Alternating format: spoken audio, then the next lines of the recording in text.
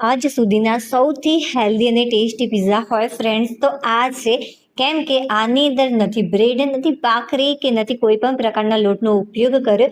Gas ઉપર જ તૈયાર કરો ફક્ત 6 મિનિટની અંદર ઢગલા બંધ પિઝા. ફ્રેન્ડ્સ આનો મેં ટેસ્ટ કરી, ખરેખર લાજવાબ બનીને તૈયાર થઈ છે. અને મને એમ થયું કે થોડીક વધારે બનાવી હોત આ રેસીપી તો સારું થાત ફ્રેન્ડ્સ, ઓછી પડી ઘરના સભ્યોને. ખરેખર બહુ જ ટેસ્ટી બનીને આ રેસીપી તૈયાર થાય છે. તો ચાલો બિલકુલ પણ ટાઈમ વેસ્ટ કર્યા વગર આથી સરસ મજાની ખૂબ જ હેલ્ધી અને ચટાકેદાર પિઝા બનાવવાની રેસીપી જોઈ લઈ. હવે ફ્રેન્ડ્સ લઈ લઈશું એક મિક્સિંગ બાઉલ. તેની અંદર 1 થી 2 ગ્લાસ જેટલું પાણી એડ કરવાનું છે. ત્યારબાદ મેં લીધા છે પૌવા. નોર્મલી આપણે જે બટાકા પૌવા માટે પૌવા વાપરતા હોઈએ છીએ, બસ આ એ જ પૌવા છે. તો 1 વાટકી જેટલા મેં પૌવા લીધા છે. આને આપણે પાણીની અંદર ઉમેરી દઈશું. હવે બસ આ રીતે આને સાફ કરી લેવાના છે. થોડુંક મસળીને સાફ કરીશું કે જેથી આની અંદર જે ગંદકી હોય એ બધી દૂર થઈ જાય. પૌવાને મેં સારી રીતે સાફ કરી લીધા છે અને જે પાણી છે એ પણ આ રીતે દૂર કરી દીધું છે. તમે જોઈ શકો છો વિડીયોની અંદર આ રીતે મેં દૂર કરી દીધું છે. અને કાણાવાળા વાસણની અંદર રાખવાની કોઈ જરૂરિયાત નથી. 1-2 ચમચી જેટલું પાણી રહી જશે તો એનાથી કંઈ ફરક નથી પડવાનો. હવે આની અંદર એ જ વાટકીની મદદથી 1/2 વાટકી જેટલી સોજી એડ કરીશું.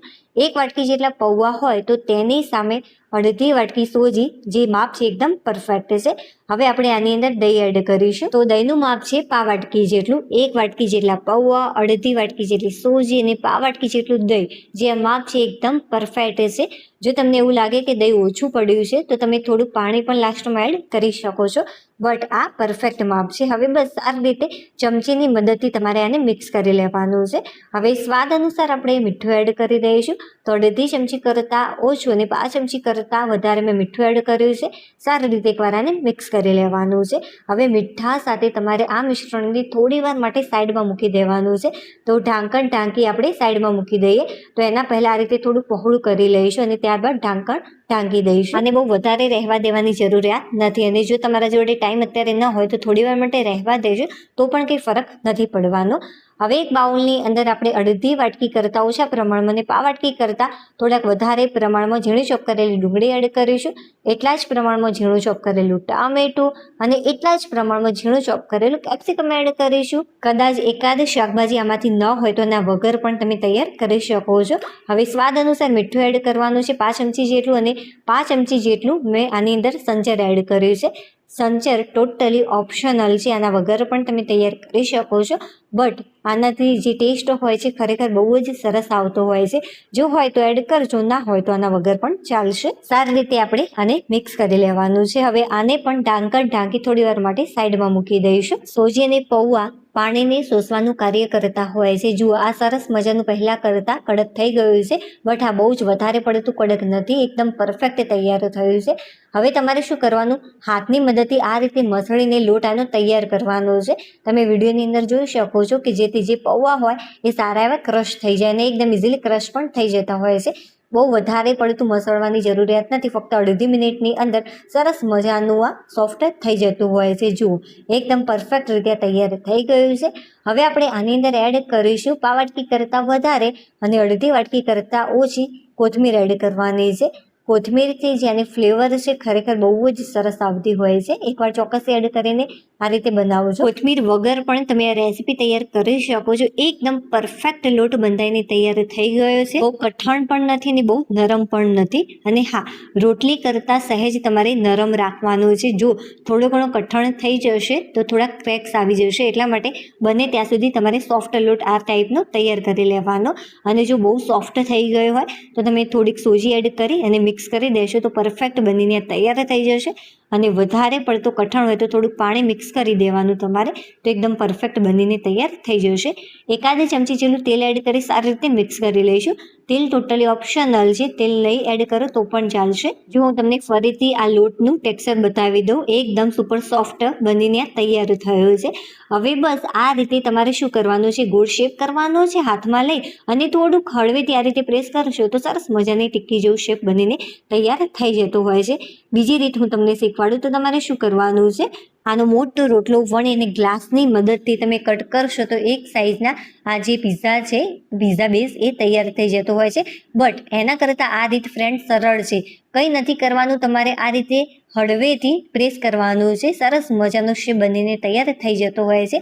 અને આ જે છે એમાં બિલકુલ પણ ટાઈમ નહીં લાગે. જો વણીને કરશો તો એમાં બહુ જ બધો ટાઈમ લાગી જશે. એટલા માટે જુઓ એકદમ પરફેક્ટ ટિક્કી બનીને તૈયાર થઈ ગઈ છે. હાથમાં મેં એક વખત થોડુંક તેલ લગાવી દીધું કે જેથી આ ચીપકે નહીં. આની જે જાડાઈ છે તમે વિડીયોની અંદર જોઈ શકો છો. આટલી મેં રાખી છે. બહુ પાતળી નથી કરી દેવાની અને બહુ જાડી પણ નથી રાખવાની. બહુ જાડી રાખશો તો વચ્ચેથી સોફ્ટ બની જશે. એટલા માટે બને ત્યાં સુધી આપણે આ ટાઈપની રાખીશું. એકદમ પરફેક્ટ શેપ બનીને આનો તૈયાર થયો છે. અને હા ફ્રેન્ડ્સ, એક વિડીયો બનાવવામાં ખરેખર બહુ જ મહેનત લાગતી હોય છે. થોડીક વાર રેસીપી તમને પસંદ આવી રહી હોય, યુનિક લાગી રહી હોય તો પ્લીઝ વિડીયોને લાઇક કરી દેજો. ચેનલ ઉપર નવા હોય તો ચેનલને સબસ્ક્રાઇબ કરવાનું બિલકુલ પણ ભૂલતા નહીં. બધી જ ટીક્કીઓ આ રીતે તૈયાર કરી દઈશું. જો બધી જ ટીક્કીઓ મેં આ રીતે તૈયાર કરી દીધી છે. હવે લઈ લઈશું એક નોનસ્ટિક પેન. નોનસ્ટિક પેન ઉપર એક મોટી ચમચી ભરીને તેલ એડ કરવાનું છે. તેલને સારી રીતે આપણે સ્પ્રેડ કરી દઈશું. જે ગેસની ફ્લેમ છે મેં શરૂઆતમાં ફાસ્ટ રાખી. તવો સારો એવું ગરમ થઈ જાય ત્યારબાદ એકદમ તમારે ધીમી કરી દેવાની. હવે જે તૈયાર કરી હતી ટીક્કીઓ એ આપણે આ રીતે મૂકી દઈશું. જે ગેસની ફ્લેમ છે તમારે ધીમી રાખવાની કે જેથી સરસ મજાના ક્રિસ્પી પીઝા બનીને તૈયાર થાય. એક સાઈડથી કૂક થઈ જાય ત્યારબાદ આપણે આને ટર્ન કરી દઈશું. જુઓ આ ટાઈપનો થોડો કલર ચેન્જ થઈ જાય ત્યારે સમજવાનું કે આ સરસ મજાનું કૂક થઈ ગયું હશે એક સાઈડેથી. તો બધી જ ટીક્કીઓને મેં વાળી દીધી છે. હવે આપણે જે શાકભાજી તૈયાર કરીને રાખ્યું હતું એકવાર તમારે મિક્સ કરી લેવાનું અને ત્યારબાદ આના ઉપર આ રીતે થોડું થોડું મૂકી દેવાનું છે. હવે ઉપરથી આપણે થોડુંક ટોમેટો કેચઅપ એડ કરીશું. એકાદ ચમચી જેટલો. તમે ડાયરેક્ટ શરૂઆતમાં પણ ટોમેટો કેચઅપ લગાવી શકો છો, બટ મેં અત્યારે ઉપરથી એડ કર્યું છે આ રીતે. હવે ઉપરથી આપણે ચીઝને છીણી લઈશું. જુઓ કેટલા સરસ મજાના પીઝા દેખાઈ રહ્યા છે. ગેસની ફ્લેમ તમારે ધીમી જ રાખવાની છે અને ધીમા તાપે ઢાંકણ ઢાંકી ચીઝ મેલ્ટ થાય અને નીચેનું જે પડ છે ક્રિસ્પી થાય ત્યાં સુધી તમારે એને કરવાનું છે. જુઓ કેટલા સરસ મજાના પીઝા બનીને તૈયાર થઈ ગયા છે. જે ચીઝ છે એ પણ મેલ્ટ થઈ ગયું છે. ચાલો ચેક કરી લઈએ નીચેનું જે પડ છે ક્રિસ્પી થયું છે કે નહીં. હા ફ્રેન્ડ્સ, અડતા જ તમને ખબર પડી જશે કે જે પડ છે ક્રિસ્પી થઈ ગયું છે કે નથી થયું. ચીઝ મેલ્ટ થઈ જશે એટલા સરસ મજાનું જે પડ છે ક્રિસ્પી બનીને તૈયાર થઈ જતું હોય છે. ફાઇનલી સરસ મજાના પીઝા બનીને તૈયાર થઈ ગયા છે. ચાલો ભાઈ ફટાફટ હું તમને સૂર્યપ્રકાશમાંનો ઓરિજિનલ રિઝલ્ટ બતાવું. આ રીતે કોથમીરની મદદથી ગાર્નિશ કરીશું. અને હા, આ બાળકો માટે બનાવી છે એટલા માટે મેં ઉપરથી ઓરેગાનો અને ચીલી ફ્લેક્સ એડ નથી કર્યા. જો તમને પસંદ હોય તો તમે ચોક્કસ એડ કરી શકો છો. અને જો એ ન હોય તો તમારે ઝીણું ચોપ કરેલું લીલું મરચું એડ કરી દેવાનું, અથવા તો કાશ્મીરી લાલ મરચું પાવડર અથવા તો તીખું લાલ મરચું પાવડર પણ તમે લઈ શકો છો. જુઓ સૂર્યપ્રકાશમાં આનું ઓરિજિનલ રિઝલ્ટ કેટલા સરસ મજાના દેખાઈ રહ્યા છે. એકવાર ચોક્કસથી બનાવજો. અને હા ફ્રેન્ડ્સ, વિડીયો પસંદ આવે તો ચોક્કસથી લાઇક કરી દેજો. હવે આપણે ફરીથી મળીશું એક નવી ટેસ્ટી અને હેલ્ધી રેસિપી સાથે. ત્યાં સુધી બાય. અને હા, વિડીયો સારો લાગ્યો હોય અને તમે ઘરે રેસિપી બનાવી હોય તો કોમેન્ટ કરવાનું બિલકુલ પણ ભૂલતા નહીં. બાય.